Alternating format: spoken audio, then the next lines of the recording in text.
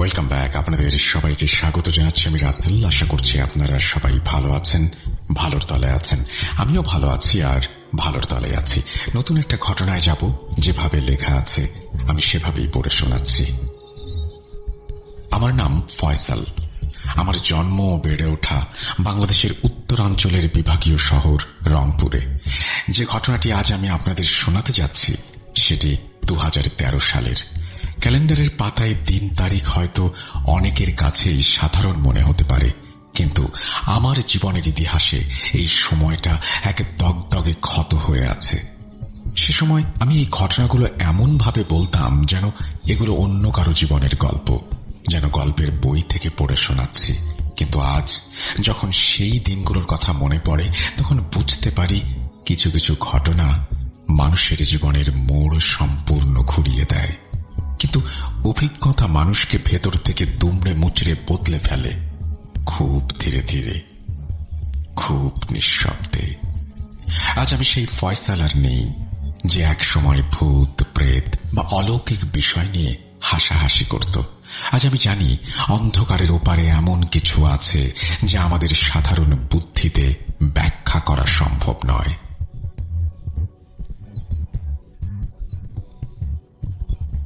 আমরা দুই ভাই ছিলাম। আমার বড় ভাই আমার চেয়ে বয়সে প্রায় 6 বছরের বড়। ভাইয়ার তখন বিয়ে হয়ে গেছে, সংসারে নতুন মানুষ। ভাইয়ের দুটি ফুটফুটে মেয়ে ছিল। বড় মেয়েটা তখন স্কুলে যাওয়া শুরু করেছে, আর ছোটটা একেবারে কোলের শিশু, সারাক্ষণ মায়ের কোলেই থাকত। আমাদের পরিবারটা ছিল বেশ সাজানো গোছানো। আব্বু আর আম্মু আমাদের সাথেই থাকতেন। আব্বু সরকারি চাকরি থেকে অবসর নিয়েছেন বেশ কয়েক বছর হল। সারা জীবন কড়া নিয়মের মধ্যে অফিস করার পর এখন তার অখণ্ড অবসর। দিনের বেশিরভাগ সময় তিনি আমাদের বাড়ির উঠোনে বা বারান্দায় মাদুরে বসে থাকতেন। চোখে চশমাটা নিচু করে খবরের কাগজের প্রতিটি অক্ষর খুঁটিয়ে পড়া ছিল তার নেশা। আর যখন কাগজ পড়া শেষ হতো, তখন তিনি চুপচাপ অপলক দৃষ্টিতে তাকিয়ে থাকতেন সামনের রাস্তার দিকে। হয়তো ফেলে আসা জীবনের হিসাব নিকাশ করতেন, অথবা শুধুই সময় কাটাতেন। অন্যদিকে আম্মুর শরীরটা খুব একটা ভালো যেত না।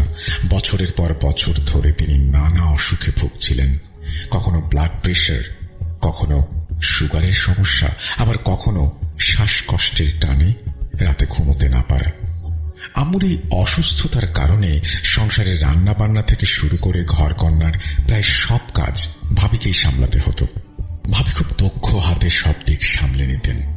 আমি তখন সদ্য আমার পড়াশোনা শেষ করেছি। ছাত্রজীবন শেষ করে বেকারত্বের এক অদ্ভুত সময় পার করছি। অন্যে হয়ে চাকরি খুঁজছি, এখানে সিভি দিচ্ছি, ওখানে ইন্টারভিউ দিচ্ছি, কিন্তু ব্যাটে বলে মিলছে না। সত্যি বলতে দিনের বেশিরভাগ সময় আমি বাড়িতেই থাকতাম। শুয়ে বসে বা বন্ধুদের সাথে আড্ডা দিয়ে সময় কাটত আমার। আমাদের বাড়িটা ছিল শহরের এক সাধারণ মহল্লায়। এলাকাটা খুব যে ধনী বা অভিজাত ছিল তা নয়, আবার খুব গরিব এলাকাও নয়। মধ্যবিত্ত মানুষের বসবাস। বাড়ির সামনে একটা ছোট রাস্তা ছিল, সেখান দিয়ে সারাদিন রিক্সা, মোটর বাইক আর মানুষের যাতায়াত লেগেই থাকত। ফেরিওয়ালারা তাদের ভ্যানে সবজি, মাছ বা প্লাস্টিকের খেলনা নিয়ে হাঁকডাক করত। দুদলে এসে সাইকেলের বেল বাজাত। সব মিলিয়ে এলাকাটা ছিল বেশ প্রাণচঞ্চল। কিন্তু আমাদের বাড়ির ঠিক পেছনের দিকটায় একটা অদ্ভুত পরিবেশ ছিল। সেখানে ছিল একটা সরু গলি, এতটাই সরু যে 5 ফুটের বেশি চওড়া হবে না। সেই গলিটা চলে গেছে আমাদের আর পাশের বাড়ির সীমানা প্রাচীরের মাঝখান দিয়ে। ওই গলি দিয়ে সাধারণত কেউ যাতায়াত করত না। দিনের বেলাতেও সেখানে একটা গা ছমছমে ভাব থাকত। মাঝে মাঝে হয়তো পাড়ার কোনো বাচ্চা ক্রিকেট খেলতে গিয়ে বল হারিয়ে ফেললে সেখানে উঁকি দিত, অথবা কোনো ভবঘুরে বেড়ালকে প্রাচীর টপকে ওই গলি দিয়ে পালিয়ে যেতে দেখা যেত। এছাড়া ওই গলিতে মানুষের কোনো অস্তিত্ব ছিল না বললেই চলে। আমাদের বাড়িটা ছিল মূলত 2 অংশে বিভক্ত। সামনের অংশে ছিল ড্রয়িং রুম, আব্বুর শোবার ঘর আর ভাই ভাবির ঘর, আর পেছনের অংশে ছিল আমার থাকার ঘর, একটা স্টোর রুম আর পানির পাম্প বা মোটর বসানো। আমার ঘরটা ছিল একেবারে বাড়ির শেষ মাথায়, অর্থাৎ সরু গলির ঠিক দেয়াল ঘেঁষে। আবার ঘরের জানালা খুললেই চোখে পড়ত সেই পুরনো ইটের দেয়াল, আর দেয়ালের ওপর দিয়ে দেখা যেত এক ফালি আকাশ। দৃশ্য দৃশ্যটা খুব মনোরম ছিল না, কিন্তু আমার ওই নির্জনতাই ভালো লাগত। আমাদের বাড়িতে একটা বিষয় নিয়ে আব্বু মাঝে মাঝে কথা বলতেন। তিনি বলতেন যে একদিন নাকি পাশের বাড়ির এক আঙ্কেল তাকে জানিয়েছিলেন যে তিনি গভীর রাতে আমাদের পেছনের ওই সরু গলিতে কাউকে হেঁটে যেতে দেখেছেন। আঙ্কেল বলেছিলেন ওই ছায়াটার উচ্চতা ছিল অস্বাভাবিক রকমের লম্বা এবং তার হাঁটার ভঙ্গি ছিল খুব অদ্ভুত, যেন মানুষের মতো নয়। আব্বু তখন এই গল্পটা করতেন এবং যখন করতেন তখন নিজেই হাসতেন। তিনি ভাবতেন এটা হয়তো বয়স্ক মানুষের চোখের ভুল বা মনের ভ্রম। আমি আব্বুর সাথে তাল মিলিয়ে হাসতাম। আমি এগুলোকে নিছকই মহল্লার গুজব বা কুসংস্কার বলে উড়িয়ে দিতাম। সত্যি বলতে আমি তখন পর্যন্ত জিন, ভূত, প্রেতাত্মা বা ছায়ার অস্তিত্বে বিশ্বাসই করতাম না। আমার কাছে মনে হতো এগুলো শুধুই দুর্বল চিত্তের মানুষের কল্পনা অথবা গল্পের বইয়ের উপাদান। একবার আমার এক পরিচিত বন্ধু খুব সিরিয়াস মুখে বলেছিল যে সে তার নিজের ঘরে অদ্ভুত কিছু দেখেছে। আমি তার মুখের ওপর হেসে দিয়েছিলাম। আমি তাকে বুঝিয়েছিলাম, শোনো, অন্ধকার আর ক্লান্ত মস্তিষ্ক মিলে মানুষকে অনেক কিছু দেখায় যা আসলে নেই। ওসব চোখের ভুল। আজ যখন সেই কথাগুলো মনে পড়ে তখন নিজের ওপরেই করুণা হয়। মানুষ কতটা বোকা হলে অদেখা জগৎকে এত সহজে অস্বীকার করতে পারে। সেটা ছিল নভেম্বর মাস। রংপুরে নভেম্বরের দিকে শীতটা একটু ভালোই বোঝা যায়। অন্য এলাকার চেয়ে উত্তরবঙ্গের শীত আগে আসে এবং জেঁকে বসে।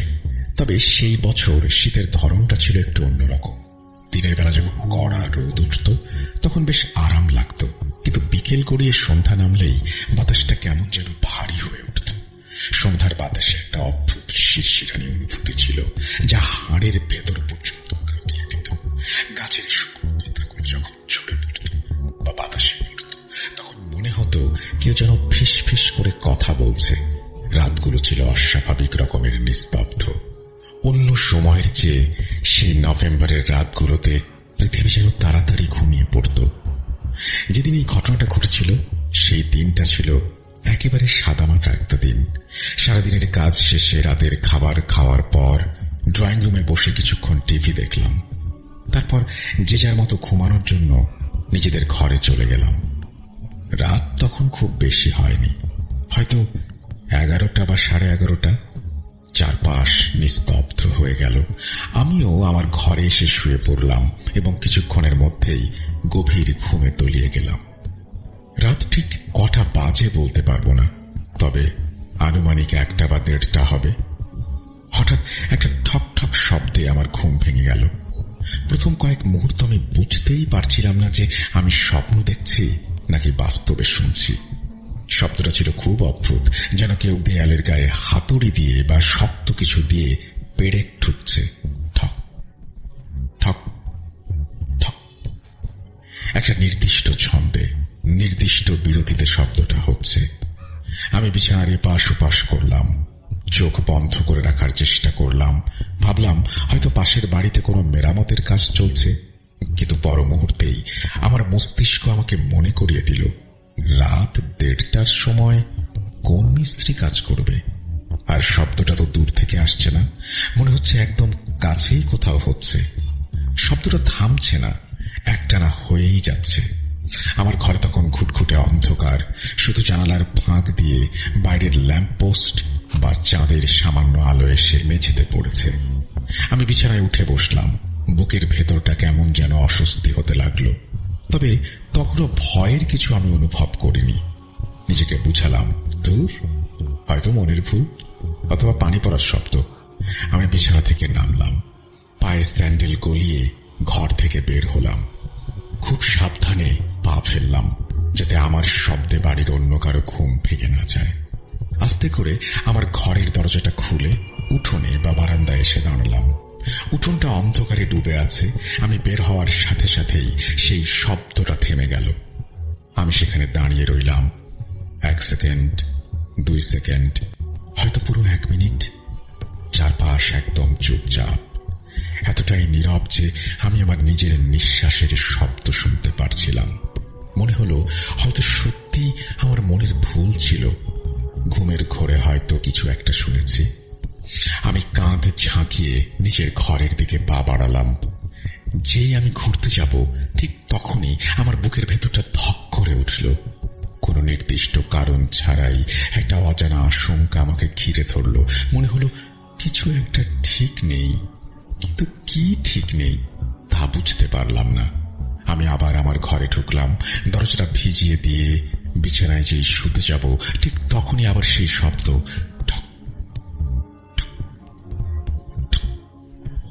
এবার শব্দটা আগের চেয়েও স্পষ্ট। এবার আর সেটা পেরেক ঠোকার মতো মনে হলো না। আজ এতদিন পরেও আমি সেই শব্দটাকে ঠিকভাবে ব্যাখ্যা করতে পারবো না।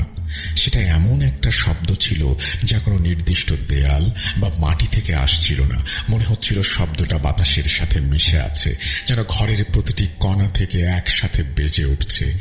আমার ঘুম তখন পুরোপুরি উবে গেছে। বুকের ধরফরানিটা বেড়ে গেল। আমি আবার উঠে দাঁড়ালাম। এবার আমার বিরক্তি নয়, হালকা ভয় লাগলো। আমি আবার ঘর থেকে বের হলাম। উঠোনে আসতেই আবার সেই শব্দটা থেমে গেল। কিন্তু এবার আমি নিশ্চিত ছিলাম যে শব্দটা আমার মনের ভুল নয়। আর এবার উঠোনে দাঁড়িয়ে আমি একটা জিনিস পরিষ্কার বুঝতে পারলাম। শব্দটা উঠোন থেকে বা পাশের বাড়ি থেকে আসছে না। শব্দটা আসছে বাড়ির পেছন দিক থেকে, সেই পেছনের গলিটা থেকে। আমার হৃদস্পন্দন বেড়ে গেল। অন্ধকারের মধ্যেই হাতড়ে হাতড়ে আমি পেছনের কোণায় পৌঁছালাম, যেখানে আমাদের পানির মোটরটা বসানো আছে। ওই জায়গাটা থেকে পেছনের গলিটা দেখা যায়। আমি সেখানে গিয়ে দাঁড়ালাম। চারপাশটা ভালো করে দেখার চেষ্টা করলাম, কিন্তু কোথাও কিছু নেই। একে গভীর শূন্যতা আর অন্ধকার ছাড়া কিছু চোখে পড়ল না। সেই নিস্তব্ধতা এতটাই ভারী ছিল যে আমার কানের ভেতর ভোঁ ভোঁ শব্দ হতে লাগলো। তখন আমার মাথায় একটা ঝোঁক চাপল। আমি ভাবলাম দেয়াল টপকে বা পেছনের গেট দিয়ে একটু গলির ভেতরটা দেখে আসি, হয়তো অন্য পাশ দিয়ে কেউ শব্দ করছে। আমি সাহস সঞ্চয় করে এগিয়ে গেলাম এবং সেই সরু গলির ঠিক মাঝখানে গিয়ে দাঁড়ালাম। আর ঠিক তখনই সেই দৃশ্য আমার চোখের সামনে ভেসে উঠল, যা আজও আমার দুঃস্বপ্নে ফিরে আসে, আমাকে তাড়িয়ে বেড়ায়। আমার ঠিক কয়েক হাত সামনে অন্ধকারের মধ্যে একজন নারী দাঁড়িয়ে। আমি আজও নিশ্চিত করে বলতে পারবো না আমি তাকে কতক্ষণ দেখেছি। সেটা কি 1 সেকেন্ডের ভগ্নাংশ ছিল, নাকি অনন্তকাল ধরে আমি তাকিয়েছিলাম। কারণ সেই মুহূর্তটিতে সময়ের কোনো অস্তিত্ব ছিল না। তাকে দেখার সাথে সাথে আমার পায়ের নিচ থেকে মাটি যেন সরে গেল। সে নড়াচড়া করছিল না, কোনো শব্দ করছিল না। সে সেখানে আগে থেকেই ছিল। আমি ভুল করে তার রাজত্বে পা দিয়ে ফেলেছি। গলিটা ছিল খুব সরু, দুই পাশে উঁচু দেয়াল। ওপরে আকাশ দেখা যাচ্ছিল না। দেয়ালের স্যাঁতস্যাঁতে ভাব আর দীর্ঘদিনের জমে থাকা শ্যাওলার একটা পচা গন্ধ নাকে আসছিল। সেই গুমট অন্ধকারের মধ্যে সে দাঁড়িয়েছিল। তার উচ্চতা ছিল একেবারেই অস্বাভাবিক, এতটাই লম্বা যে মনে হচ্ছিল তার মাথাটা দেয়ালের উচ্চতা ছাড়িয়ে গেছে। আমি যখন তার মুখের দিকে তাকালাম, আমার সারা শরীর অবশ হয়ে গেল। হ্যাঁ, আপনারা ঠিকই শুনছেন, তার কোনো মুখ, নাক, ঠোঁট এসব ছিল না। কিন্তু সেই মুখমণ্ডলের মাঝে দুটো চোখ ছিল, একদম সোজাসুজি সে আমার দিকে তাকিয়ে। আমার মনে হলো চোখগুলো শুধু তাকিয়ে নেই, কিছু একটা ভাবছে, আমাকে মাপছে, আমাকে পড়ে ফেলছে। তার হাতগুলোর দিকে যখন আমার নজর পড়ল, আমি কসম করে বলছি আমার জ্ঞান হারানোর উপক্রম হল। তার হাতগুলো ছিল পোড়া। ভয় আমার পুরো শরীর পাথর হয়ে গেল। আমি চাইছিলাম চিৎকার করতে, দৌড়ে পালাতে, কিন্তু আমার শরীর আমার কথা শুনছিল না। হৃৎপিণ্ডটা এত জোরে ধরফর করছিল, মনে হচ্ছিল পাঁজর ভেঙে বেরিয়ে আসবে। এটা কি হ্যালুসিনেশন? আমি আমার মস্তিষ্ককে বোঝানোর চেষ্টা করলাম, অন্ধকারে ছায়া দেখছিস। কিন্তু আমি যতক্ষণে সব ভাবছিলাম সে এক চুলও নড়ল না। সে কেবল তাকিয়ে রইল। সেই মুহূর্তে পৃথিবীর সব শব্দ যেন মুছে গিয়েছিল। আমি শুধু আমার চোখের পাতা পড়ার শব্দ পাচ্ছিলাম। হঠাৎ বহু দূরে কোথাও একটা কুকুর ডেকে উঠল। বাঁচার আদিম তাগিদ অনুভব করলাম। ভয় যখন চরমে পৌঁছায় তখন মানুষের শরীর হয়তো শেষবারের মতো বাঁচার চেষ্টা করে। আমি সিদ্ধান্ত নিলাম আমি পেছন ফিরব এবং দৌড় দেব। আমি এক ঝটকায় শরীরটা ঘোরালাম, আর ঘোরার সাথে সাথেই আমার কলিজাটা যেন ছিঁড়ে গেল। সেই নারী যে এক সেকেন্ড আগে আমার পেছনে ছিল, সে এখন আমার সামনে দাঁড়িয়ে। আমি যেদিকে দৌড়াবো বলে ঠিক করেছি, ঠিক সেই পথ আটকে সে দাঁড়িয়ে আছে। আমার মস্তিষ্ক এবার কাজ করা বন্ধ করে দিল। এ কি করে সম্ভব? সে কিভাবে এত দ্রুত এখানে এলো? নাকি সে নড়েইনি? ওরা কি দুজন? হাজারটা প্রশ্ন আমার মাথায়। আমার শ্বাস প্রশ্বাস তখন পাগলা ঘোড়ার মতো ছুটছে। সেই চরম মুহূর্তে আমার পরিবারের সবার কথা মনে পড়ল। আমি চোখ বন্ধ করে ফেললাম। আম্মুর রুগ্ন মুখটা, আব্বুর চশমা পরা গম্ভীর চেহারা, ভাইয়ের হাসি, ভাবির যত্ন, ছোট ভাইজিদের কলকাকলি, সবকিছু চোখের সামনে ভেসে উঠল। মনে হলো আজই শেষ দিন। আমি প্রাণপণ চেষ্টা করলাম আজান দেয়ার। আমার ঠোঁট নড়ল, জিহ্বা নড়ল, কিন্তু গলা দিয়ে কোনো আওয়াজ বের হলো না। শুধু একটা গোঙানির মতো শব্দ। মনের ভেতরেই আমি আল্লাহকে ডাকতে লাগলাম। আয়াতুল কুরসি পড়ার চেষ্টা করলাম, কিন্তু ভয়ের চোটে সব আয়াত গুলিয়ে যাচ্ছে। আমার মনে হলো সে আমার দিকে এগিয়ে আসছে। চোখ বন্ধ থাকলেও আমি তার উপস্থিতি অনুভব করতে পারছিলাম। বাতাসের চাপ পরিবর্তন হয়ে গেল। মনে হলো গলিটা আরো শুরু হয়ে গেছে। অন্ধকারটা আরো গাঢ় হয়ে আমার গায়ের উপর চেপে বসেছে। আমার শরীর ঘামে ভিজে একাকার হয়ে গেছে। নভেম্বরের সেই কনকনে শীতেও ঘামগুলো বরফের মতো ঠান্ডা হয়ে আমার পিঠে বেয়ে গড়িয়ে পড়ছিল। আমার খুব ইচ্ছে হলো মাটিতে বসে পড়ি, লুটিয়ে পড়ি, যা হবার হবে। শুধু এই দৃশ্য আর দেখতে চাই না। হঠাৎ করে সব শান্ত। বাতাসের সেই ভারী চাপটা নেই, সেই পচা গন্ধটা নেই, সেই দম বন্ধ করা অনুভূতিটা নেই। আমি খুব ভয়ে ভয়ে চোখ খুললাম। গলিটা ফাঁকা, কেউ নেই। দেয়ালগুলো আগের মতোই দাঁড়িয়ে আছে। সেই নারীটি নেই, হাওয়ায় মিলিয়ে গেছে। আমি আর এক মুহূর্ত সময় নষ্ট করলাম না। শরীরে যেটুকু শক্তি অবশিষ্ট ছিল তার সবটুকু দিয়ে আমি দৌড় দিলাম। আমার মনে হচ্ছিল আমার পেছনে কেউ তাড়া করছে, যদিও আমি পেছনে তাকাবার সাহস পাইনি। আমি ঘরে ঢুকে দরজাটা ছিটকিনি লাগিয়ে থপ করে বিছানায় বসে পড়লাম। আমার হাত পা তখন থরথর করে কাঁপছে। সারা রাত আমি এক ফোঁটাও ঘুমোতে পারিনি। চোখের পাতা এক করলেই সেই চেহারা ভেসে আসছে চোখের সামনে। সামান্য শব্দ হলেই আমি চমকে উঠছিলাম। যখন ভোরের আলো ফুটল, ফজরের আজান হলো, তখন আমার শরীরে আর কোনো শক্তি ছিল না। আমি শরীরটাকে বিছানায় এলিয়ে দিলাম। যখন ঘুম ভাঙল তখন দুপুর। আমার মাথাটা যেন ফেটে যাচ্ছে, সারা শরীরে অসহ্য ব্যথা, মনে হচ্ছে জ্বরে গা পুড়ে যাচ্ছে। চোখ মেলতেই দেখলাম আমার বিছানার পাশে আম্মু, আব্বু, ভাই, ভাবি সবাই দাঁড়িয়ে আছেন। তাদের চোখ মুখে উদ্বেগের ছাপ। ভাবি আমার মাথায় জলপট্টি দিচ্ছেন, ভাই আমার হাত ধরে আছেন। আমি কথা বলার চেষ্টা করলাম, আমি তাদের সব বলতে চাইলাম, কিন্তু মুখ দিয়ে কোনো কথা বের হলো না। মনে হলো শব্দগুলো সব তালগোল পাকিয়ে যাচ্ছে। আমার মস্তিষ্ক কিছুতেই সেই স্মৃতিগুলোকে গুছিয়ে শব্দে রূপ দিতে পারছে না। আমার মনে হচ্ছিল আমি শারীরিকভাবে এই ঘরে থাকলেও মানসিকভাবে আমি এখনো সেই অন্ধকার গলিতেই আটকে আছি। সেদিন ডাক্তার ডাকা হলো। আমাদের মহল্লার ডাক্তার কাকা এলেন। তিনি আমার জ্বর মাপলেন, প্রেসার চেক করলেন, চোখে টর্চ লাইট মেরে দেখলেন। শেষে বললেন, অনেক হাই ফিভার।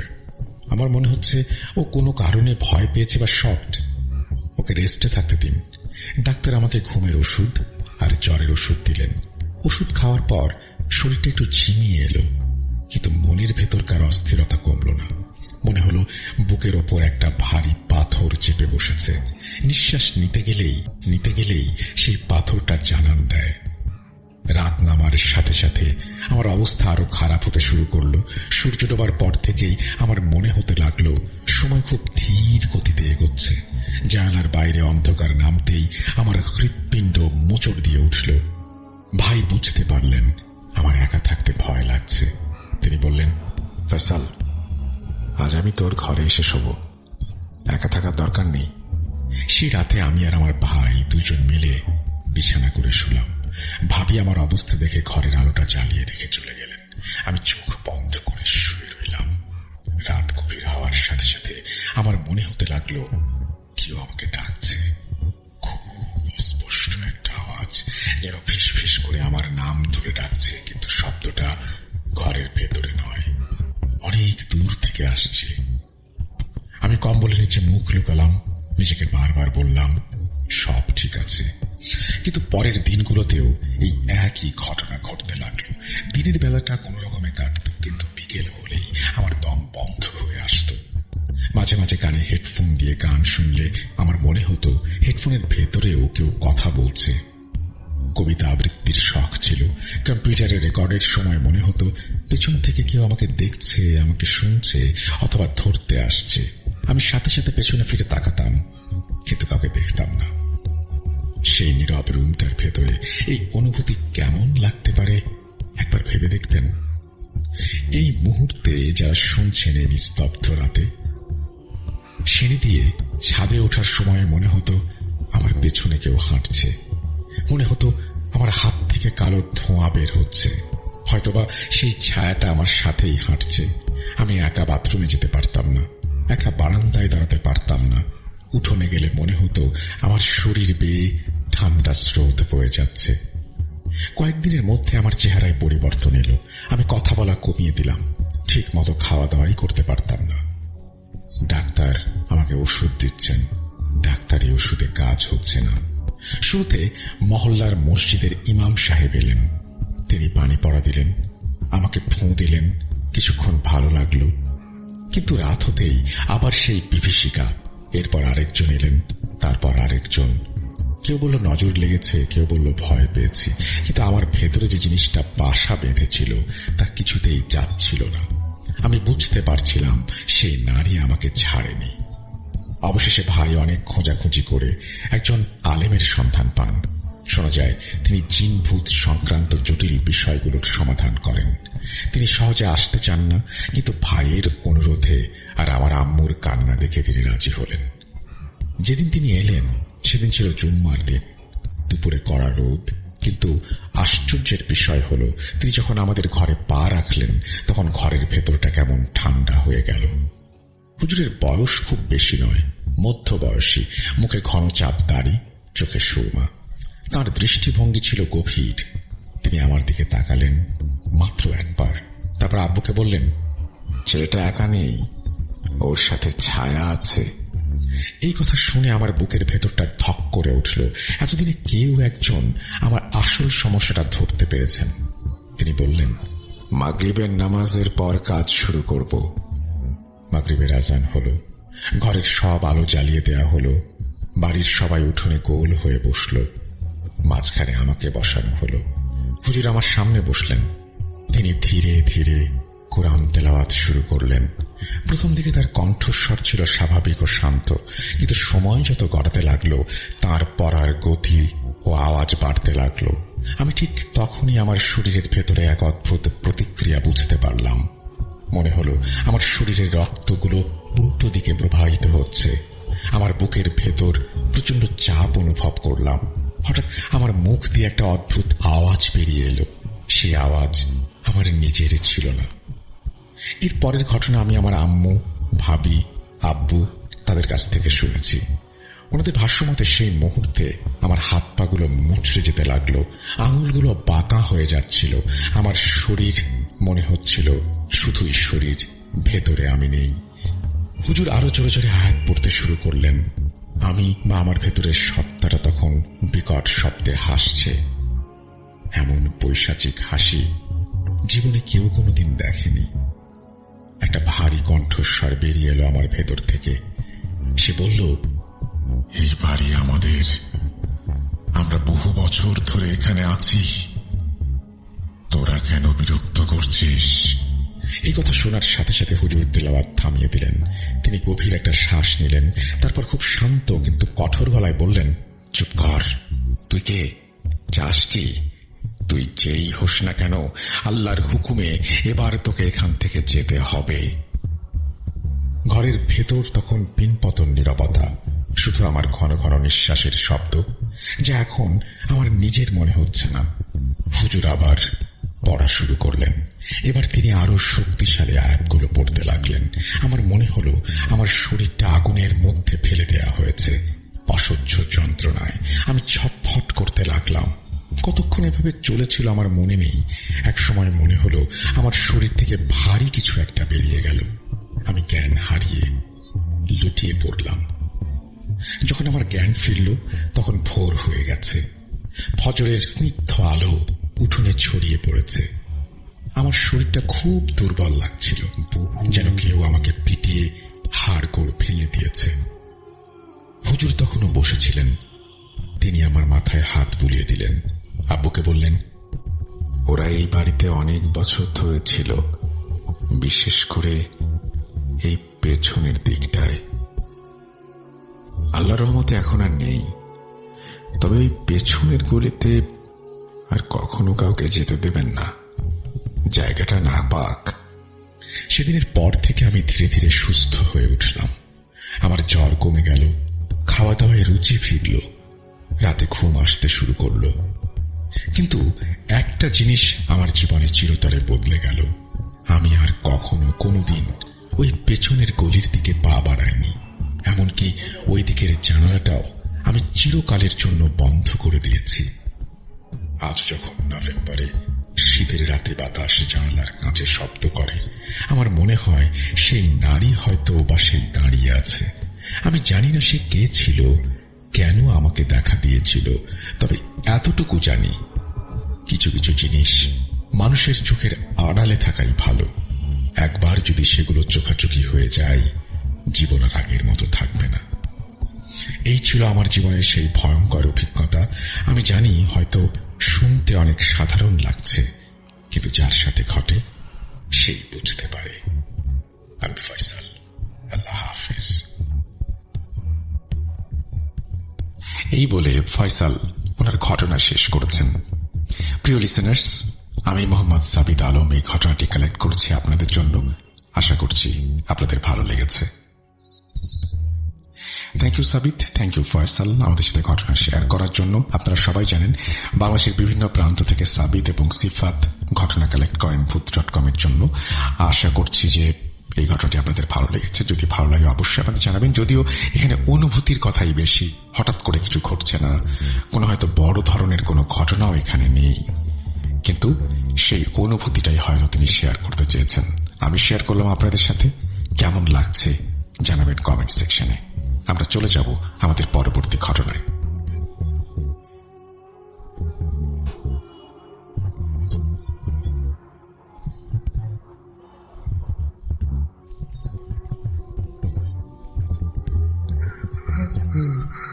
কেন কেন তুমি আছো? আমি শুধু তোমার সাথেই থাকতে চাই। কিভাবে সম্ভব? মৃতদের এই পৃথিবীতে থাকতে নেই। তুমি তুমি চলে যাও, চলে যাও, প্লিজ চলে যাও। সবটাই ইলুশন, নাকি অন্য জগতের কেউ কখনো হাজির হয়ে যায় চোখের পলকে? ভূত.com with Russell। Welcome back. আপনাদের সবাইকে স্বাগত জানাচ্ছি আমি রাসেল। আশা করছি আপনারা সবাই ভালো আছেন, ভালোর দলে আছেন। আমিও ভালো আছি আর ভালোর দলে আছি। যেভাবে লেখা আছে সেভাবেই পড়ে শোনাচ্ছি। আসসালামু আলাইকুম রাসেল ভাই, আমি আশরাফুল ইসলাম অনিক।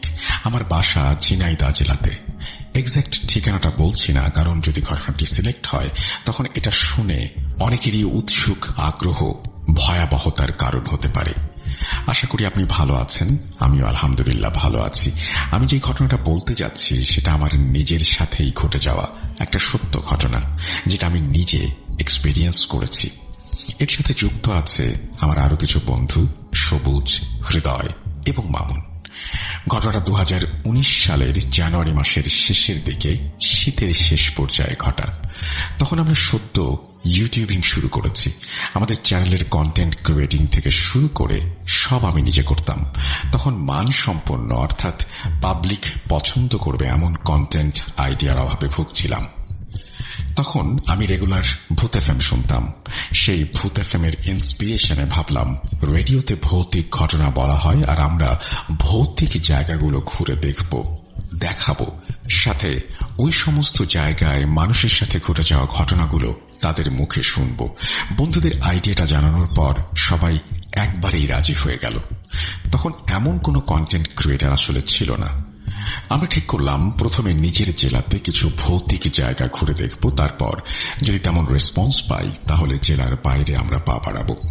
তারপর মামুন একটা জায়গার আইডিয়া দিল, যেটা আমাদের এলাকা থেকে মোটামুটি 10 থেকে 12 কিলোমিটার দূরে। সেটা ছিল এক জমিদার বাড়ি, যেটা আনুমানিক 100 থেকে 150 বছর যাবৎ খালি পড়ে আছে। লোকমুখে শোনা যায় 100 বছর পূর্বে এই বাড়িতে ওই এলাকার তৎকালীন জমিদার থাকত, যারা পরে কোনো কারণে সেখান থেকে চলে যায়। সেই বাড়ির সামনে দিয়ে সন্ধ্যার পরে তো দূরের কথা, ভর দুপুরে কেউ একা যেতে পারে না। অনেক কথা শোনা যেত। কেউ বলতো বাচ্চার কান্নার আওয়াজ পায়, কেউ বলতো বাড়িতে হাঁটা চলার আওয়াজ পায়, কত কি। মামুনের কাছে জায়গার কথা শুনে ঠিক করলাম পরদিন দুপুরে আমরা সেই জায়গার উদ্দেশ্যে রওনা দেব। যেই ভাবার সেই কাজ। পরদিন ঠিক 2টার পর আমরা 4 জন একত্রিত হয়ে গাড়িতে চড়ে রওনা দিলাম সেই বাড়ির উদ্দেশ্যে। সেই বাড়ির সামনে গিয়ে পৌঁছালাম আনুমানিক 3:30 পর। বাড়িটার একটু বর্ণনা দেই। বাড়িটার মেইন দালানটা হলো 2 তলা বিশিষ্ট।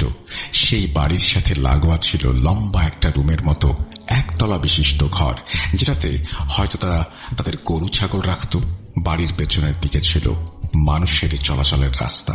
বাড়িটার একেবারে সোজা বরাবর কিছুটা দূরে ছিল তাদের রান্নাঘর এবং তার পাশে ছিল তাদের হয়তো তৎকালীন সময়ের বাথরুম। বাড়িটা পুরো 4 কোণা ভাবে সাজানো ছিল, যেমন এক মাথায় মেইন দালান, ডান পাশে গোয়ালঘর, আরেক মাথায় রান্নাঘর, বাথরুম, বাম পাশে বেড়া, যা পরে এলাকাবাসীরা দেয়াল নির্মাণ করে পুরো বাড়িটাকে আটকে দিয়েছে। বাড়িতে ঢোকার কোনো রাস্তাই রাখেনি।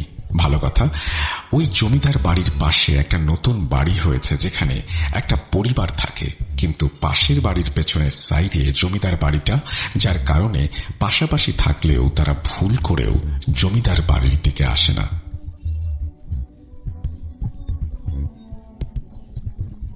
তো যখন আমরা গেলাম তখন রাস্তা পুরো ফাঁকা। আমরা বাড়ির চারপাশে ঘোরাঘুরি শুরু করলাম। কোন দিক দিয়ে ঢুকবো সেটা ভাবছিলাম। শুধু যেই বাড়িটা হয়েছে সেই সাইডে যাচ্ছিলাম না, কারণ আমরা জানতাম নতুন বাড়িটার সাইড দিয়ে ঢোকার কোনো রাস্তা থাকবে না। এটা শিওর ছিলাম, কারণ কেউ জেনে বুঝে ওই বাড়িতে ঢোকার চেষ্টা করবে না। আমরা গোয়াল ঘরের সাইডে যেতেই দেখি গোয়াল ঘরের একটা জানালা ভাঙা, যেখান দিয়ে ইজিলি যে কেউ ঢুকতে পারবে। যখন ভাবলাম হয়তো কেউ এখানে আসা যাওয়া করে, তাই জায়গাটা এরকম করা, আমরা 7-5 না ভেবে গোয়াল ঘরের ওই জানালা দিয়ে ঢুকে পড়লাম। ঢোকার সাথে সাথে গোয়াল ঘর থেকে কিছু বাদুড় উড়ে বাইরে চলে গেল। গোয়াল ঘরের অবস্থা দেখে বোঝা যাচ্ছিল এখানে কেউ মনে হয় কয়েক বছরেও ঢোকেনি। আমি পুরো গোয়াল ঘরে একটা জিনিস দেখে মুগ্ধ হচ্ছিলাম, দেয়ালে করা কারুকার্য। আমরা গোয়াল ঘরটা পার করলাম। আমি গোয়াল ঘর পার করেই উঠোনের মাঝখানে এসে দাঁড়িয়ে বাড়িটার চারদিকে একটা ফুটেজ নিচ্ছি। ঠিক তখনই আমার শরীরটা হঠাৎ করে ভার হয়ে গেল। মনে হচ্ছে আমার শরীরের ওজন হঠাৎ বেড়ে গেছে। আমি ভাবলাম সকালে ফুটবল প্র্যাকটিস করেছি, রেস্ট নেওয়ার কথা যখন, তখন এই জায়গায় আসলাম, হয়তো শরীর দুর্বল হওয়ার কারণে আমি এরকম ফিল করছি। একটা জিনিস বলে রাখি, আমি ছোট থাকতে হাফিজি মাদ্রাসায় পড়েছি এবং আমার একটা বড় সমস্যা ছিল, আমি জিনদের উপস্থিতি উপলব্ধি করতে পারতাম। অনেকভাবে অনেক জিন আমাকে দেখা দিয়েছে, অনেকভাবে ভয়ও দেখিয়েছে। সেগুলো নিয়ে অনেক ঘটনা আছে, অন্য কোনো দিন বলবো। তো আমি উঠোনের মাঝে দাঁড়িয়ে পুরো বাড়িটার ফুটেজ নিচ্ছিলাম, আর সবুজ মেইন দালানটার বাইরের দৃশ্যের ফুটেজ নিচ্ছিল ফোনের ক্যামেরা দিয়ে। মামুন রান্নাঘরের দিকটা দেখছিল। ঠিক তখনই হৃদয় গোয়াল ঘরের দরজার সামনে থেকে দাঁড়িয়ে আমাকে ডাক দিয়ে বলল, অনিক, আমরা বের হই। কেন, কি হয়েছে? জায়গাটা ভালো লাগছে না, চল যাই রে। আরে পাগল, আসলাম মাত্র, দাঁড়া, কয়েকটা শট নেই। মানুষের কাছে ঘটনা শুনে সেটার ফুটেজ নিয়ে তারপরে যাব। লাগবে না, কিছু করতে হবে না, তুই চল রে বাপ। আচ্ছা, কি হয়েছে বলবি তো? তোরা সবাই যখন গোয়াল ঘর থেকে বের হলি তখন আমি গোয়াল ঘরে ছিলাম, প্যান্টে বালু লেগেছিল, সেটা ঝাড়ছিলাম। বের হওয়ার সময় দেখলাম রান্নাঘর থেকে একটা কালো অবয়ব, যেটা দেখতে একটা বাচ্চার মতো, তোর পেছন দিয়ে এক দৌড় দিয়ে বড় ঘরটাতে চলে গেল, আর কেমন যেন ধোঁয়ার মতো মিশে গেল। আমার বুঝতে বাকি রইল না আমার শরীর ভার হওয়ার কারণ কি। আমি হৃদয়কে আমার সাইডের কথা না বলে বললাম, আচ্ছা তাহলে তুই রাস্তার সামনে মুদি দোকানে গিয়ে বস, আমি আসছি। তখন হৃদয় আমরা যে দিক দিয়ে ঢুকলাম সেদিক দিয়ে বের হয়ে গেল। আমি আবারও বলছি, আমরা যে ভাঙা জানালা দিয়ে ঢুকেছি সেদিক দিয়েই হৃদয় বেরিয়ে গেল। কথাটা দ্বিতীয়বার কেন বললাম একটু পরে বুঝতে পারবেন। তখন আমি একটা স্বার্থপরের মতো কাজ করি, সেটা হলো আমি খারাপ কিছু ইঙ্গিত পেয়েও, এমনকি হৃদয়ের মুখের থেকে কিছুটা শুনেও মামুন সবুজকে কিছু জানালাম না, কারণ আমি জানতাম ওরা ভয় পাবে আর ওরা ভিডিও করতে চাইবে না। তখন আমি এতটা ভিডিওর নেশায় পড়ে গিয়েছিলাম যে কোনো বিপদের তোয়াক্কা না করে আমি মামুন সবুজকে বললাম, হৃদয়ের শরীর ভালো লাগছে না, ও বাইরে দাঁড়াচ্ছে, আমাদের ভিডিও করতে বলল, যেটার জন্য আমি খুবই দুঃখিত, যদিও এর মাসুল আমাকে একাই দিতে হয়েছে। আমার বন্ধুদের কিছু হয়নি, আলহামদুলিল্লাহ। তারপর শুরু হয় ভিডিও করা। আমরা গোয়াল ঘর, রান্নাঘর এবং বাথরুমের বিভিন্ন শট নিলাম। আমরা মেইন দালানের নিচে যখন ঢুকলাম তখনও দেখলাম বাদুর উড়ছে, পাখি আছে, কিন্তু বারবার আমার চোখ আটকে যাচ্ছিল সেই বাড়ির দেয়ালে করা কারুকার্যগুলোতে, যেগুলো আমি গোয়াল ঘরের দেয়ালেও দেখেছি। নিচতলায় মূলত দুটো রুম ছিল, আর একবারে বাম পাশে ছিল সিঁড়ি ওপরে ওঠার, যেটার দরজা আটকানো ছিল, আর সিঁড়ির নিচে ছিল একটা সিঁড়ি ঘর যেটার দরজা খোলা থাকত। তড়িৎভাবে দেরি না করে দরজা খুলে ঢুকে পড়লাম আমি আর সবুজ। মামুন বাইরে দাঁড়িয়ে ফুটেজ নিচ্ছিল। সবুজের হাতে ছিল ক্যামেরা, আর আমি ক্যামেরার সামনে থেকে বিস্তারিত সামনে থাকা জিনিসগুলো নিয়ে আলোচনা করছিলাম। তো সিঁড়ির নিচে সেই ছোট্ট রুমে ঢুকে আমরা দেখলাম মাটির কয়েকটা বড় বড় হাড়ি আছে, যেগুলো আমরা ঢাকনা সরিয়ে দেখার চেষ্টা করি ভেতরে কি আছে। দেখলাম পুরনো আমলের বাচ্চাদের খেলনার কিছু পুতুল, আর অনেক কিছু, যেমন লাল শাড়ির বড় একটা টুকরো যেটা হয়তো পুতুলকে পরাতো। তখন আমাদের আগ্রহ আরো চরম লেভেলে চলে যায়। ওপরে মানে মেইন দালানের দোতলায় উঠতে হবে অ্যাট এনি কস্ট। আমরা ওপরে ওঠার পদ্ধতি খুঁজতে লাগলাম। তখন সবুজ গোয়াল ঘরের সামনে থেকে এসে আমাদের যা বলল তা হলো, আমি একজন একজন করে ঘাড়ে করে উঁচু করব তোমাদের, আর তোমরা ছাদে উঠবে, দুজন উঠে আমাকে হাত ধরে টেনে তুলবে। একটা কথা বলে রাখি, সবুজ আমাদের ভেতরে সবচেয়ে লম্বা ছিল, কিন্তু সমস্যা হলো আমাদের যেটা সবুজ বলল, আমরা উঠতে পারবো কিন্তু নামতে পারবো না, কারণ নিচে জঙ্গল এবং ওপর থেকে লাফ দেওয়াটা ঠিক হবে না, উচ্চতা অনেক বেশি। আমাদের আগ্রহ এত চরম পর্যায়ে ছিল যে আমি বললাম, আরে আগে তো উঠি, পরে নামার ব্যবস্থা করব। ঠিক তখনই জমিদার বাড়ির পাশে করা সেই নতুন বাড়ির ছাদে সেই বাড়ির মুরব্বী উঠে একটু সন্ধ্যা হওয়ার আগে আবহাওয়া উপভোগ করতে হয়তো উঠেছিলেন। জমিদার বাড়ি থেকে কিচিরমিচির আওয়াজ শুনে বাড়ির পেছনের দিকে আসেন এবং আমাদের দেখে চিৎকার করে বলেন, এই তোরা কারা রে, জানের মায়া নেই তোদের? তখন আমি একটু মিথ্যার আশ্রয় নিলাম, আন্টি আমরা ঢাকা থেকে এসেছি, পুরাতন জায়গাগুলো একটু ভিডিও করে দেখব, আমরা সমস্যা নেই বের হয়ে যাব। আমি কথা বলার পর দেখলাম আন্টি আর কোনো কথা না বলে চুপচাপ একটা কালো মুখ নিয়ে চলে গেলেন। আন্টি চলে যাওয়ার পর সবুজ পূর্বের প্ল্যান মতো আমাকে আর মামুনকে একে একে উঁচু করে ওপরে উঠালো। পরে সবুজকে আমরা হাত ধরে টেনে তুলি। আমরা গোয়াল ঘরের ছাদ থেকে দোতলায় রেলিং টপকে উঠে গেলাম। দোতলাতে সেম নিচের মতো 2টা রুম, আর একেবারে বাম পাশে সিঁড়ি, এটা দিয়ে নামা যায় নিচে। আমরা ওপরে ভিডিও ফুটেজ নিচ্ছিলাম, মামুন তার ফোন দিয়ে আর সবুজ ক্যামেরা দিয়ে, আর আমি আমার ফোন দিয়ে। সবাই দেয়ালের কারুকার্য আর দেয়াল থেকে বের হওয়া গাছের শিকড়ের ফুটেজ নিচ্ছি। তখনই আমাদের মনে হলো কেউ একজন আমার পেছন দিক থেকে দৌড়ে সিঁড়ির দিকে চলে গেল। আমি তৎক্ষণাৎ পেছনে তাকাই আর দেখি কেউ নেই। আমার ডান পাশে সবুজ আর বাম পাশে মামুন দাঁড়িয়েছিল, কিন্তু আমি স্পষ্ট বুঝতে পারছিলাম কেউ দৌড় মেরেছে। তো আমি 7-5 না ভেবে একাই সিঁড়িঘরের দিকে যাই এবং অন্ধকারের ভেতর ফোনের ফ্ল্যাশ লাইট জ্বালিয়ে কিছু দেখার ব্যর্থ চেষ্টা করি। পরে সব ফুটেজ নেওয়া শেষ হতে হতে তখন অলরেডি মাগরিবের সময় পার হয়ে গেছে। আমরা বের হওয়ার সিদ্ধান্ত নেই। অবাক করা ব্যাপার তখনই ঘটে। গোয়াল ঘরের যেই জানলা দিয়ে আমরা ঢুকেছিলাম, বের হওয়ার সময় গোয়াল ঘরে যেয়ে দেখি প্রতিটি জানালা এত মজবুত লোহা দিয়ে আটকানো, একটা বেড়ালেরও সেখান দিয়ে বের হওয়া সম্ভব না। শুধু একটা জানালা না, ওইখানে থাকা প্রতিটি জানালা একই রকম অবস্থায়। আমরা বের হওয়ার জন্য রাস্তা খুঁজে পাচ্ছিলাম না। পুরো গোয়াল ঘর তন্ন তন্ন করে খুঁজেও আমাদের হাতটা বের করার মতো কোনো সিচুয়েশন আমরা গোয়াল ঘরে পেলাম না। আমরা ফোন দিলাম হৃদয়কে আর বললাম, তুই যেদিক দিয়ে বের হয়েছিলি সেই রাস্তাটা দেখিয়ে দিয়ে যেত। তখন হৃদয় একটা হাসি মাখা মুখ নিয়ে আসে যে আমরা বের হতে পারছি না। এবার হৃদয় এসে যখন দেখতে গেল সে কোন দিক দিয়ে বের হয়েছে, এসে হাত ঢোকার মতো একটা জানালাও সে দেখাতে পারল না। এবার আমরা কিছুটা ভয় পাই আর ভাবতে থাকি আমাদের বের হওয়া হবে কিভাবে।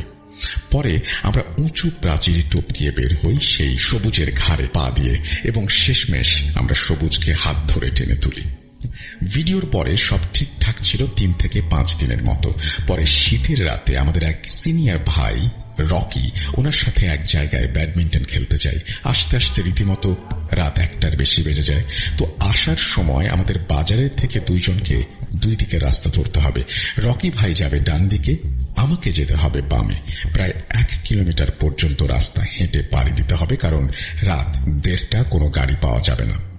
আর যেই রাস্তাটা আমি পাড়ি দেব সেটা ছিল মহাসড়ক। আর বাজার থেকে আমাদের বাসায় যেতে হলে রাস্তার পাশে 2টো ভয়ানক জায়গা পড়ে। গরু ছাগল জবাই দেওয়ার একটা জায়গা, যেটাকে আমরা গরু কাটা বলি, একটি কবরস্থান।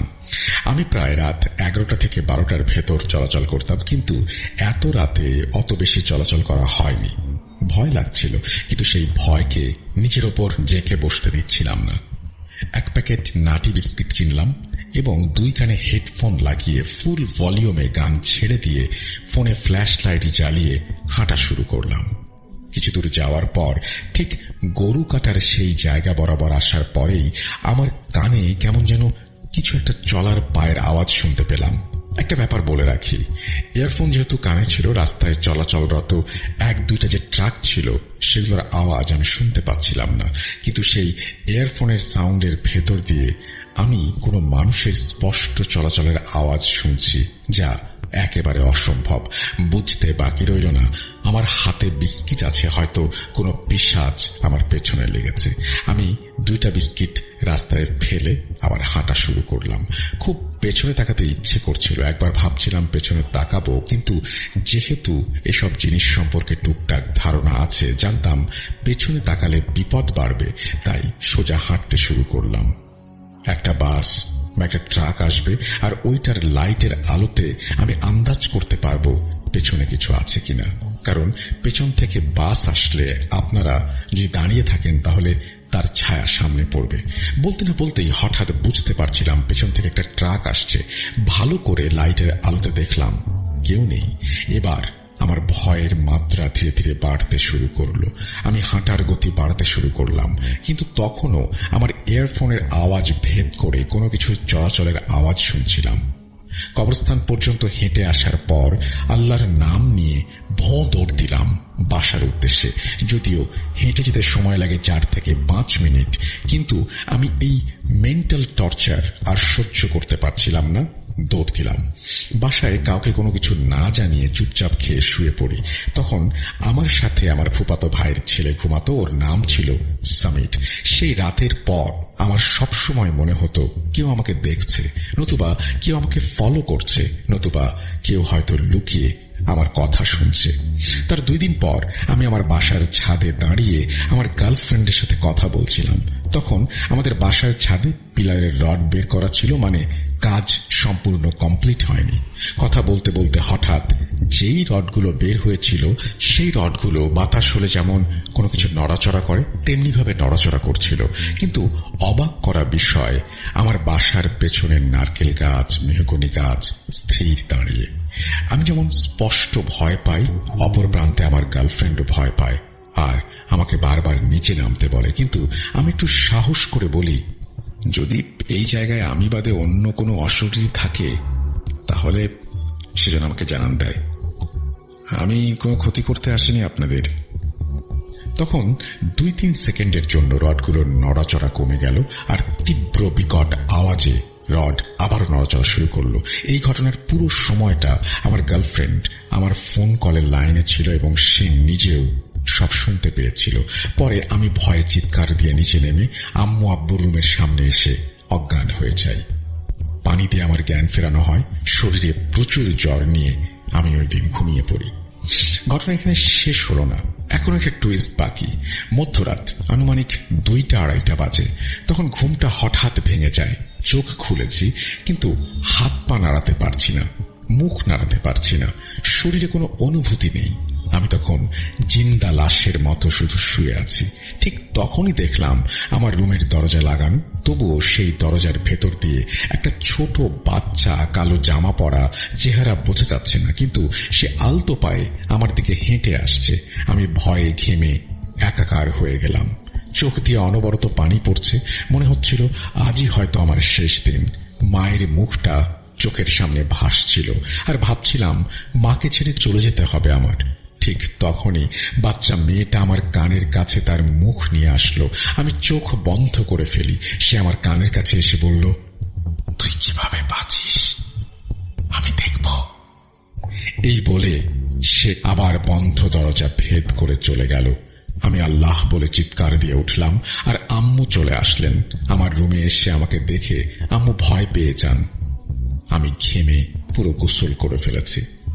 ঘুম ভাঙে আমার যখন সকালে, তখন আমি পুরোটা সুস্থ, কিন্তু খুব ভারী মনে হচ্ছিল নিজেকে।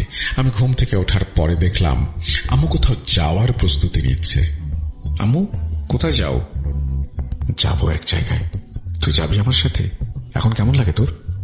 শরীরটা ভার হয়ে আছে, মনে হচ্ছে কেউ শেকল গলায় ঝুলিয়ে দিয়েছে, কেমন যেন মাথাটা চিনচিন ব্যথা করছে। আচ্ছা চল, রেডি হয়নি? না, আমি কোনো কবিরাজের কাছে যাব না। আম্মু কিন্তু একবারের জন্য উল্লেখ করে নাই তিনি কোথায় যাবেন। আরো একটা মজার ব্যাপার, আমি না বলার পর আমি মনে মনে ভাবছিলাম আমি না বললাম কেন, আমি যাব। কিন্তু পরক্ষণেই মনের ভেতরে একটা অজানা কিছু বলে উঠল, না তুই যাবি না। আমি কিছুক্ষণ চুপ থেকে অনেকটা শরীরের সব শক্তি খাটিয়ে বললাম, আমি রেডি হচ্ছি। তখন আমাকে একজন কবিরাজের কাছে নিয়ে যাওয়া হলো। আমাদের জেলায় উনি খুবই পরিচিত একজন মুখ, সবাই চেনেন। তো ওনার কাছে যাওয়ার আগ পর্যন্ত আমার মস্তিষ্ক আমার শরীরের সাথে যে কতটা যুদ্ধ করেছে, ওনার বাসা পর্যন্ত যেতে সেটা আমি টের পেয়েছি।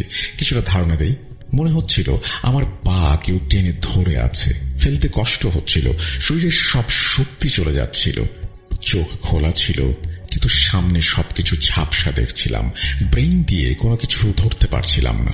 অনেকটা নিজের সাথে যুদ্ধ করে ওনার বাড়ি পর্যন্ত পৌঁছালাম। কবিরাজ শুধু আমাকে এক পলক দেখলেন আর বললেন, বসো। আমি বসলাম।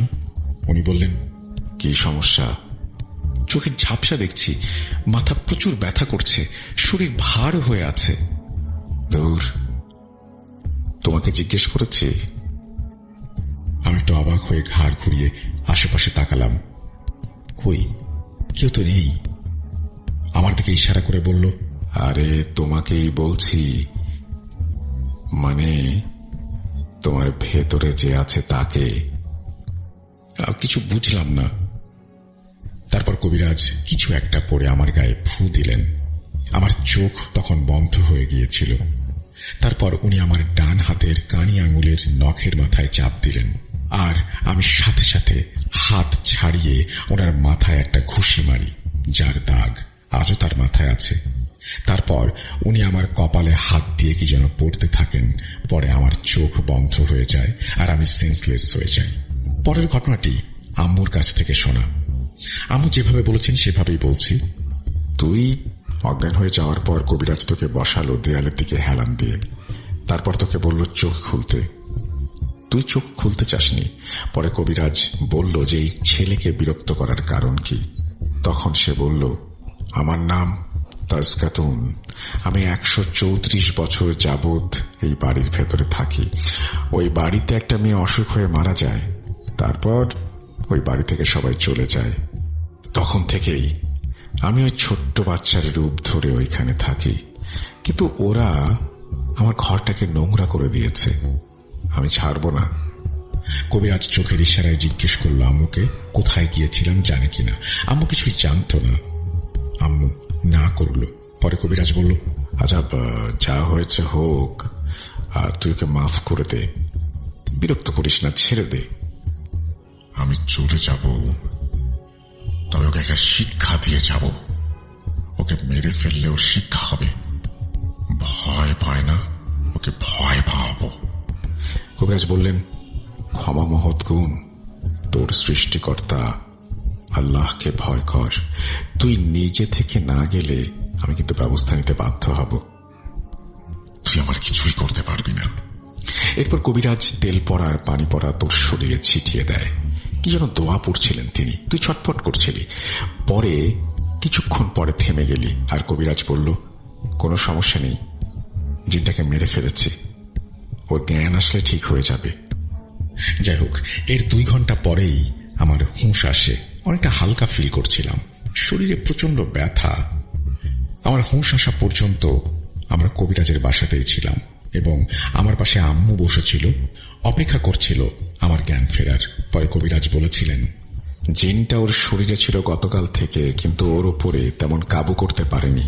কারণ কি, ও এই জিন নিয়ে ঘুমিয়েছে, এই পর্যন্ত এসেছে, এটা জানার পরেও সে কিছু করেনি। সে জানত ওর মৃত্যু নিশ্চিত।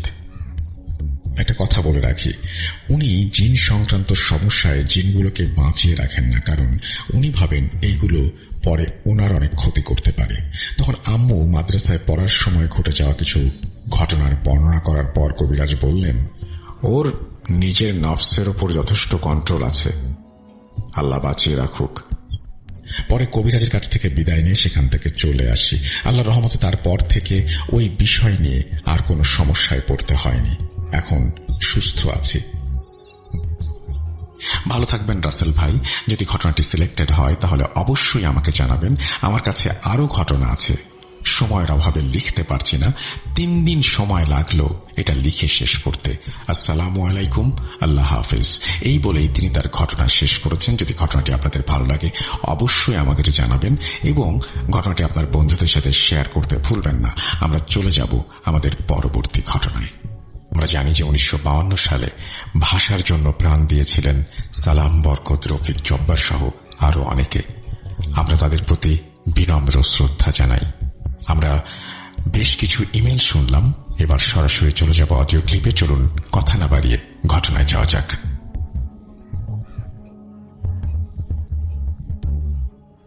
আসসালামু আলাইকুম রাসেল ভাই ও প্রিয় লিসেনার্স, আমি মোহাম্মদ সিফাত আলম আপনাদের সাথে নতুন একটি ঘটনা শেয়ার করার জন্য হাজির হয়েছি।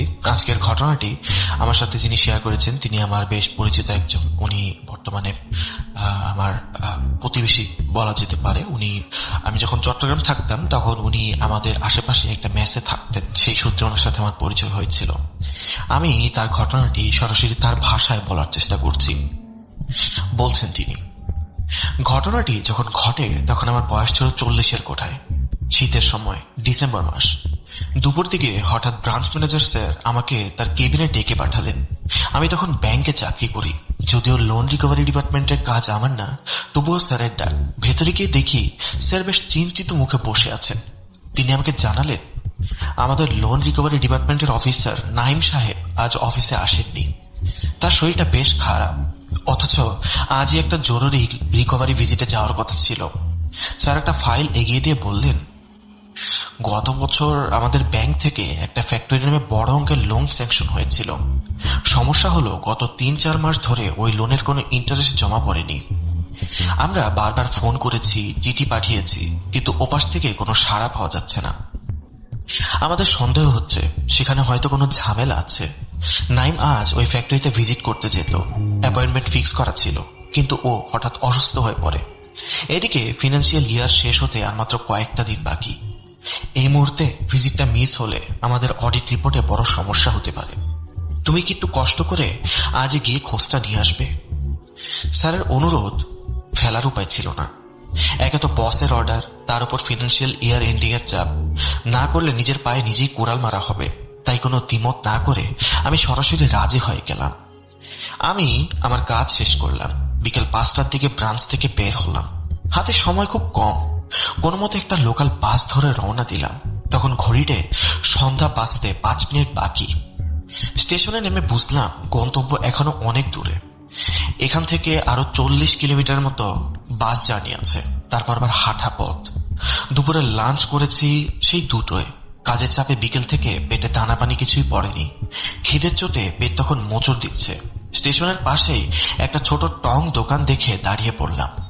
1 প্লেট ডিম টোস্ট আর 1 কাপ ধোয়া চা খেয়ে একটা সিগারেট ধরিয়ে বাস স্ট্যান্ডের দিকে হাঁটতে শুরু করলাম।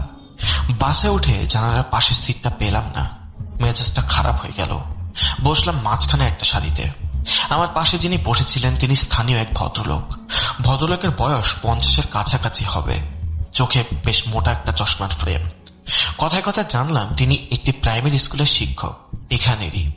আমি তাকে ফ্যাক্টরির লোকেশনটা জিজ্ঞাসা করলাম। তিনি বললেন, বাস যেখানে আপনাকে নামাবে সেখান থেকে ফ্যাক্টরি পর্যন্ত পায়ে হেঁটে যেতে আরো প্রায় 20 মিনিট লাগবে।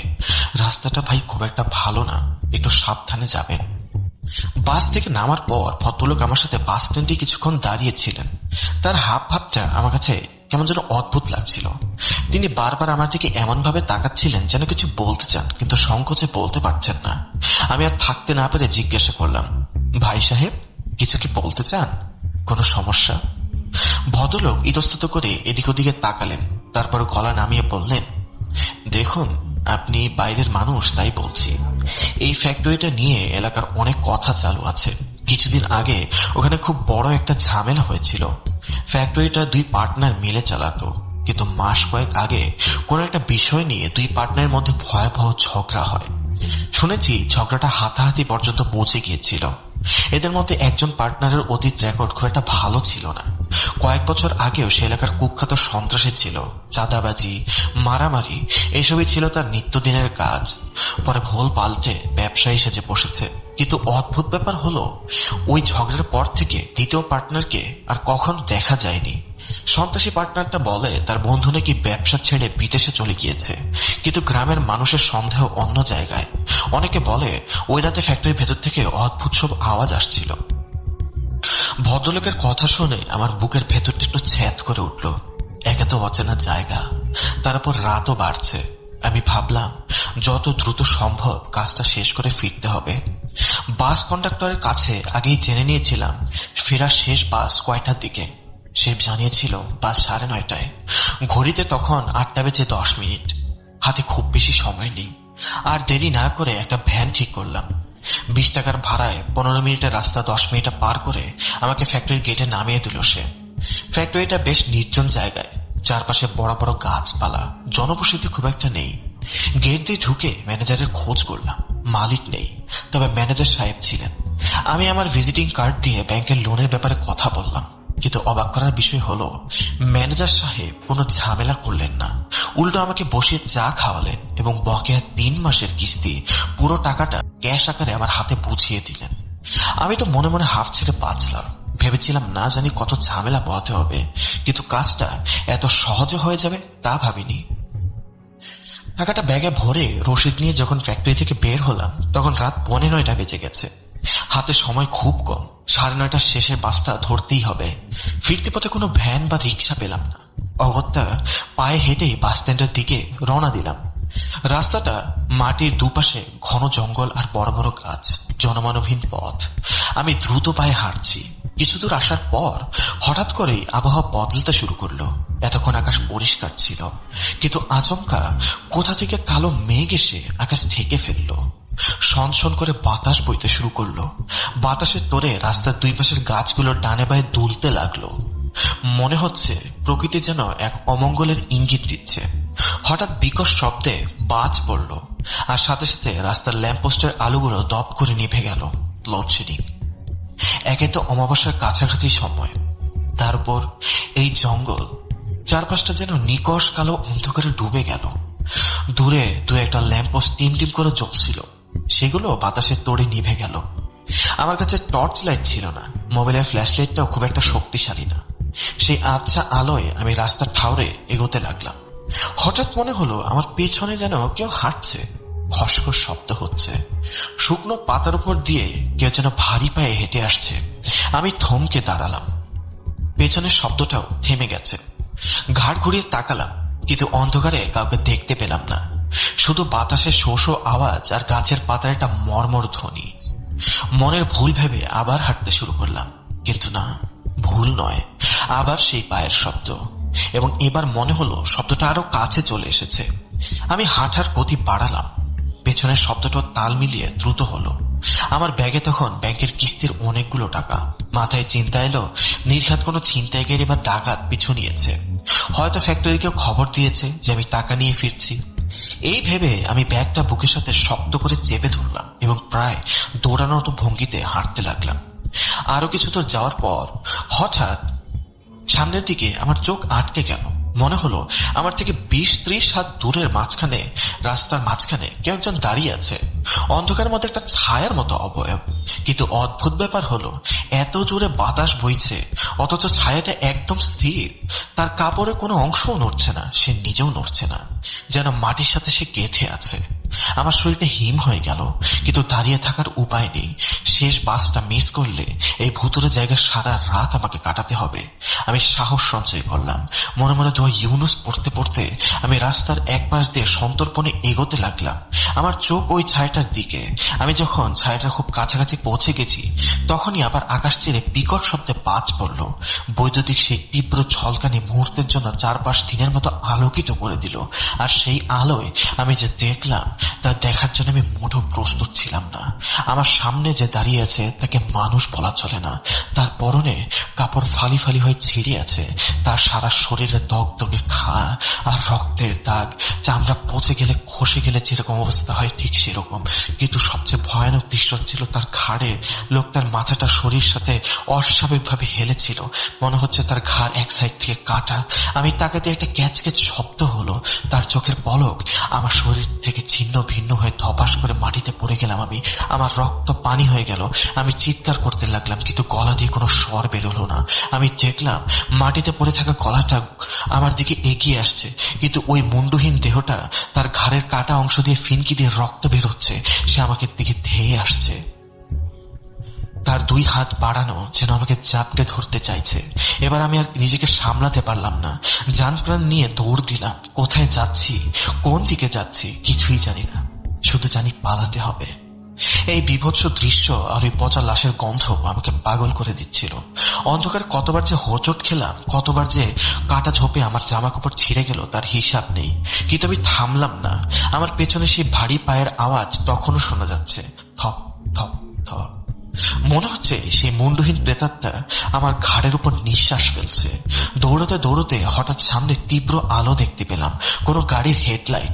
আমি হাত নেড়ে থামানোর চেষ্টা করলাম, কিন্তু গতি সামলাতে পারলাম না। সোজা গিয়ে গাড়িটার সামনে হুমড়ি খেয়ে পড়লাম। তারপর আর কিছুই মনে নেই আমার। জ্ঞান যখন ফিরল, আমি দেখি হাসপাতালের বিছানায় শুয়ে আছি। হাতে স্যালাইন চলছে। পাশে পুলিশের পোশাক পরা দুজন লোক দাঁড়িয়ে আছে। আমাকে চোখ মেলতে দেখে একজন এগিয়ে এলেন। জানলাম আমি যে গাড়িটার সামনে পড়েছিলাম সেটা ছিল পুলিশের টহল ভ্যান। ওনারাই আমাকে অজ্ঞান অবস্থায় উদ্ধার করে উপজেলা স্বাস্থ্য কমপ্লেক্সে নিয়ে এসেছেন। পুলিশ অফিসার আমাকে জিজ্ঞাসা করলেন, এত রাতে এই রাস্তায় আপনি কি করছিলেন আর দৌড়াচ্ছিলেন বা কেন? আমি কাঁপা কাঁপা গলায় পুরো ঘটনাটা তাদের খুলে বললাম। ফ্যাক্টরি, লোন কালেকশন, লোডশেডিং আর সে মুন্ডহীন লাশ সব শুনে অফিসার দুজন একে অপরের দিকে তাকালেন। তাদের চোখে বিস্ময় নেই, বরং কেমন যেন একটা পরিচিত আতঙ্ক। বয়োজ্যেষ্ঠ হাবিলদার বললেন, ভাই আপনার কপাল খুব ভালো যে আমাদের গাড়িটা ওদিক দিয়ে তখন যাচ্ছিল। এই রাস্তাটা তো অভিশপ্ত। ফ্যাক্টরির ওই মালিক তার পার্টনারকে খুন করে এই জঙ্গলের এলাকাতেই কোথাও পুঁতে ফেলেছিল শোনা যায়, কিন্তু লাশটা আর কখনো পাওয়া যায়নি। গত কয়েক মাস ধরে সন্ধ্যার পরই ওই রাস্তা দিয়ে যারা যায় তারা অনেকেই বলেছে এক মুন্ডহীন মানুষকে রাস্তার মাঝখানে দাঁড়িয়ে থাকতে দেখেছে তারা। অনেকে ভয় জ্ঞান হারিয়েছে, দু একজন তো হার্ট অ্যাটাক করে মারাও গেছে। আমরা খবর পেয়ে ওই এলাকায় টহল বাড়াতে গিয়েছিলাম।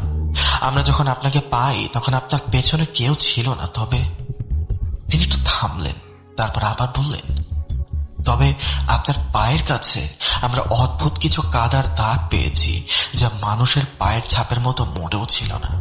আর বাতাসে একটা পচা মাংসের গন্ধ আমরাও পেয়েছিলাম।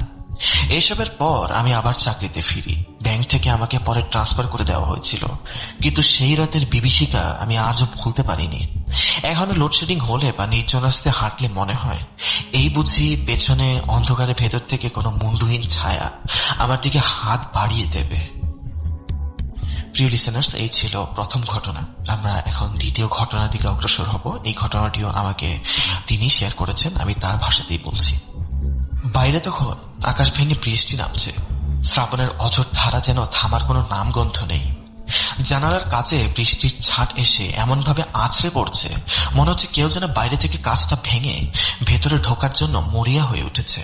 ঘরের ভেতরটা বেশ অন্ধকার। মাঝখানে রাখা একটা পুরনো সেগুন কাঠের টেবিল, উপরে জ্বলছে একটা মোমবাতি। সেই মোমবাতির শিখাটা বাতাসের ঝাপটায় বারবার কেঁপে কেঁপে উঠছে। আর সেই কাঁপুনি আমাদের চারজনের ছায়াকে দেয়ালে এমন ভাবে নাড়াচ্ছে যেন ছায়াগুলো জীবন্ত হয়ে আমাদের দিকে তাকিয়ে হাসছে। নাসির চাচা নিজের চেয়ারে একটু নড়ে চড়ে বসলেন, তার কপালে চিন্তার ভাঁজ। তিনি নিচু গলায় প্রায় ফিস ফিস করে বললেন, তার মানে তুই বলতে চাইছিস ওই মুন্ডহীন অবয়বটা আসলে সেই খুন হওয়া পার্টনারের ছিল? প্রতিশোধ নেওয়ার জন্য সে জিন হয়ে ফিরে এসেছে? মহিব চাচা একটা দীর্ঘশ্বাস ফেললেন, তার হাতে ধোয়া ওঠা চায়ের কাপ। তিনি বললেন, হতে পারে। ইসলামে তো আছে মানুষ মারা গেলে তার আত্মা দুনিয়ায় ফেরে না, কিন্তু শয়তান বা বদ জিনরা মানুষের রূপ ধরে মানুষকে ভয় দেখায় বা ক্ষতি করে।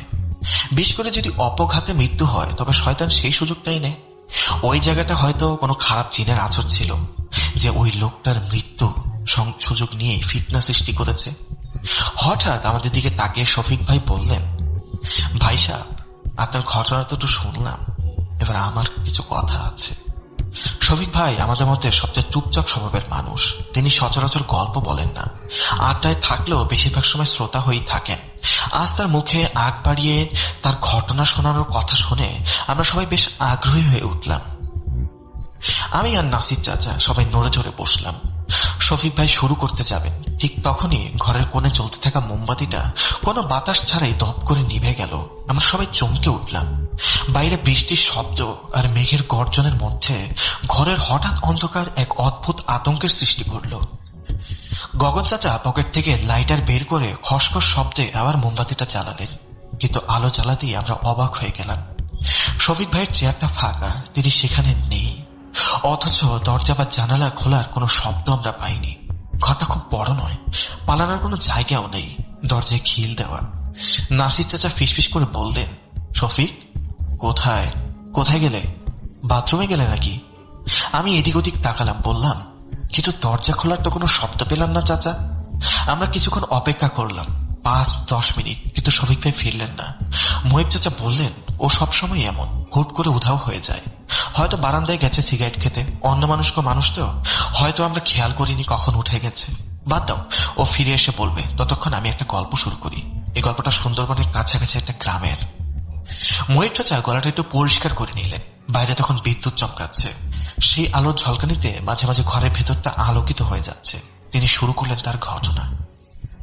বাংলাদেশের দক্ষিণ অঞ্চলে একটা গ্রাম আছে, জায়গাটা বাঘেরহাট আর খুলনা বর্ডার এলাকায়। সুন্দরবনে খুব কাছে হওয়ায় গ্রামটা যেমন সুন্দর তেমনি রহস্যময়। গ্রামের পাশ দিয়ে বয়ে গেছে কালো জলে ভরা এক নদী, তার নাম কালী নদী। গ্রামের মানুষ বিশ্বাস করত এই নদীতে বাস করে 3 বোন। মানুষ তাদের নাম দিয়েছে কালী নদীর 3 পেতনি বা 3 বোন। তবে মুরব্বীরা বলেন ওগুলো পেতনি নয়, ওগুলো হলো ইবলিশের চেলা, শক্তিশালী খবির জিন। লোককথা আছে বহু বছর আগে এই গ্রামে এক বিধবা মায়ের 3 মেয়ে ছিল। তারা দেখতে ছিল পরীর মতো সুন্দর, কিন্তু গ্রামের কিছু লম্পট যোদ্ধার তাদের উপর কুনজর দেয়। নিজেদের ইজ্জত ও সম্ভ্রম বাঁচাতে 3 বোন এক অমাবস্যার রাতে একেবারে হাত ধরে কালী নদীর গভীর জলে ঝাঁপ দেয়। তাদের লাশ আর পাওয়া যায়নি। সেই থেকে গ্রামের মানুষ বিশ্বাস করে ওই 3 বোনের মৃত্যুর পর থেকে সেখানে খারাপ জিনের আসর রয়েছে। এই জিনেরা 3 বোনের রূপ ধরে মানুষকে ধোঁকা দেয়। তারা গ্রামের তথাকথিত রক্ষক, আবার কেউ তাদের অসম্মান করলে তারা হয়ে ওঠে ভয়ঙ্কর সংহারক। প্রতি বছর মাঘ মাসের অমাবস্যায় গ্রামের মানুষ নদীর ঘাটে একটা বিশেষ দোয়া ও শিরনি দেওয়ার আয়োজন করে। মাটির পাতিলে দুধ, কলা, চিড়ে আর গুড় মেখে নদীর পাড়ে রেখে আসা হয়। সাথে দেওয়া হয় সুগন্ধি আগরবাতি আর লবণ। নিয়ম হলো এই শিরনি দেওয়ার সময় কোনো কৃত্রিম আলো মানে টর্চ বা হ্যারিকেন নেওয়া যাবে না, আর কেউ উচ্চস্বরে কথা বলতে পারবে না। এটা কোনো রিচুয়াল নয়, বরং গ্রামের মানুষ মনে করে সদকা দিলে বালা মুসিবত দূর হয় আর জিনেরা হয়তো উৎপাত করবে না। মহিব চাচা একটু থামলেন, চায়ের কাপে একটা চুমুক দিয়ে আবার বলতে শুরু করলেন। গত বছর শীতের ছুটিতে ঢাকা থেকে লিফান নামের এক যুবক ওই গ্রামে তার খালার বাড়িতে বেড়াতে যায়। লিফানের বাড়ি সে গ্রামেই ছিল। লিফান আধুনিক ছেলে, ঢাকায় বড় হয়েছে, ইংলিশ মিডিয়ামে লেখাপড়া করত। ভূত, প্রেত, জিন, পরি এসব সে একেবারেই বিশ্বাস করত না। সেগুলো কুসংস্কার বা গাইয়া গাল গল্প বলে উড়িয়ে দিত।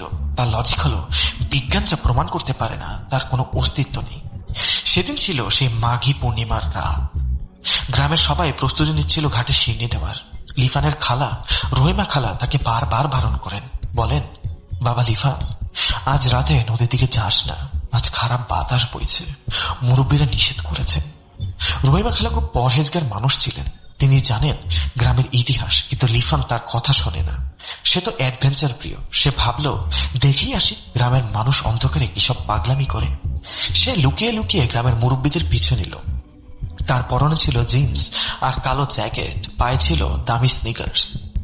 নদীর ঘাটে তখন ঘুটঘুটে অন্ধকার, আকাশে চাঁদ ছিল না, তারাও মেঘের আড়ালে ঢাকা। সবাই নিঃশব্দে মাটির পাতিলগুলো নদীর পাড়ে রেখে মনে মনে দোয়া পড়ছিল। বাতাস ভারী হয়ে আছে লোবানের গন্ধে। নদীর জল স্থির, যেন কালো কাঁচের মতো। লিফান ঝোপের আড়ালে দাঁড়িয়ে সব দেখছিল। তার কাছে পুরো ব্যাপারটা হাস্যকর লাগলো। সে মনে মনে ভাবল, এই 21 শতাব্দীতে এসেও মানুষ খাবারের অপচয় করছে কিছু কাল্পনিক ভয়ের কারণে। হঠাৎ তার মনে হলো একটু মজা করা যাক।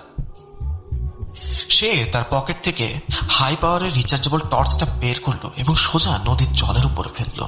তীব্র আলোয় নদীর কালো জল চকচক করে উঠল। সে আলোর ছটায় মনে হলো নদীর নিচ থেকে কিছু একটা নড়ে উঠল। গ্রামের মুরব্বীরা আতঙ্কে শিউরে উঠলেন।